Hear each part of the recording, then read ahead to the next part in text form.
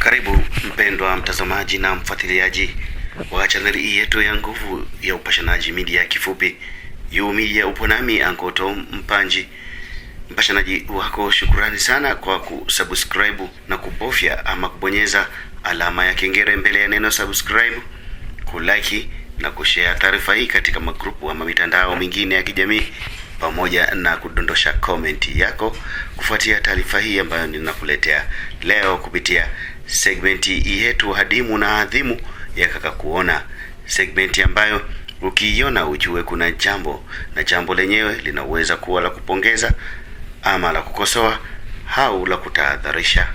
Leo Kaka Kuona ameibuka katika mji wa Mkwajuni, wilaya ya Songwe, mkoani Songwe, ambako ndiko makao makuu ya wilaya ya Songwe. Mji wa Mkwajuni, tangu kupandishwa kwa hadhi ya wilaya ya Songwe, mji huu umekuwa ukikua kwa kasi, na tunaona maendeleo ya miundombinu ya barabara na usafi wa mazingira katika uso wa mji wa Mkwajuni. Kongore zake nyingi Mheshimiwa mbunge, Mheshimiwa Philipo Murugo, kwa kupambana na hali hiyo ama kupambania hayo yote kwa kushirikiana na halmashauri ya wilaya ya Songwe na ofisi ya mkuu wa wilaya ya Songwe kwa ujumla, bila kumsahau diwani makini, machachali, mtulivu wa viwango, Mheshimiwa sana Shaibati Kabingu. Mkwajuni ya miaka ya 2004 iliyokuwa kiza totoro, leo ni mwemwele.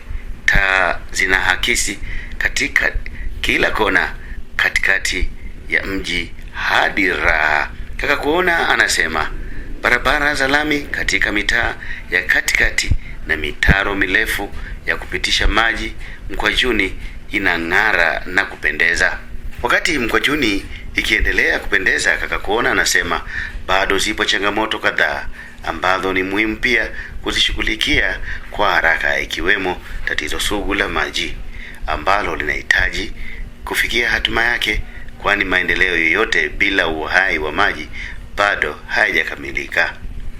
Kaka Kuona anasema hicho sio kilichomuibua leo hadi atoke kichakani kuja kuwaonesha wahusika, japo anasema yapo mengi ya kuongelea, lakini kwa leo anazungumzia suala la utunzaji na uhifadhi wa mazingira, nyumba ya wote, kwa manufaa ya kizazi cha sasa na kijacho katika wilaya ya Songwe.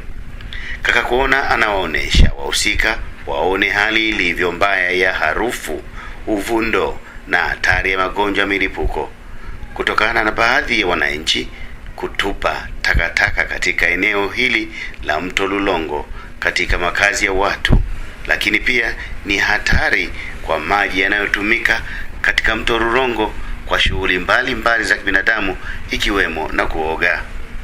Kaka Kuona anaonyesha kwamba eneo hili lipo katika nyuma ya nyumba ya Balozi Matata kwa marehemu Mzee Kiwesi, kama unakuja katika baa ama gesti ya Vatikani.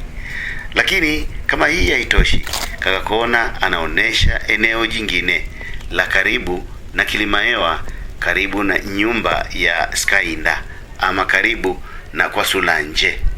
Kaka Kuona alichoambiwa ni kwamba wanaotupa takataka hizi ni wafanyabiashara wa sokoni, lakini pia hata kutoka katika makazi ya watu, ambapo vijana wanapewa pesa kwenda kutupa takataka katika maeneo haya.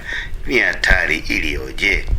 Kaka Kuona amekutana na mama anayeishi maeneo ya kwa Skainda, Kilimahewa, na kile anachokisema Kaka Kuona ameibuka na kuwaonesha wahusika, na bila shaka jambo hili la uharibifu na uchafuzi wa mazingira unaofanyika katika mji litashughulikiwa haraka na wahusika, ikiwemo na kutoa elimu kwa walengwa wanaotupa takataka ovyo badala ya kuwakamata na kuanza kuwanyanyasa.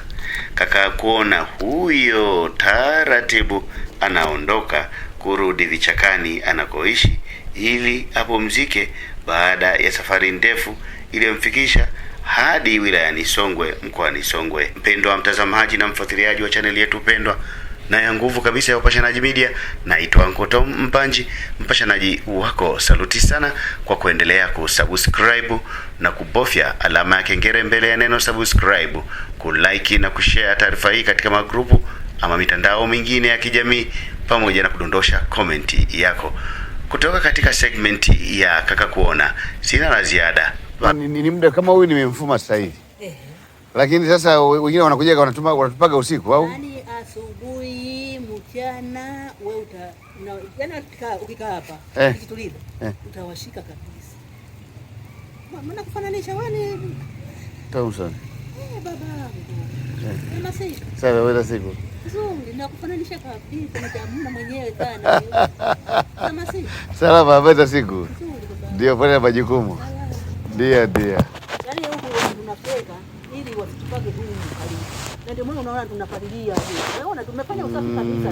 Tunajitahidi kufanya usafi, lakini wenyewe ukiwaambia hawakusikii.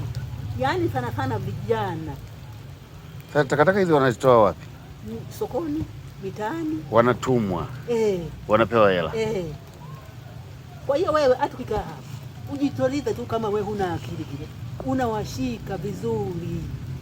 Unawashika vizuri sana baba. Unawashika. Kwa sababu utakapowaambia wanakujibu wanavyojua wenyewe. Ndio maana tunajitahidi kufanya usafi. Huku ni dampo kote kule. Tunajitahidi kufanya usafi, tupande kama ni mboga vile.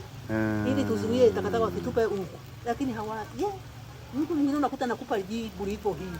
Sasa amwambii barozi hapa pengine mwenyekiti. Barozi mbona hapo mitaani na wenyewe wanaangalia. Wanaangalia na wenyewe. Poleni. Asante.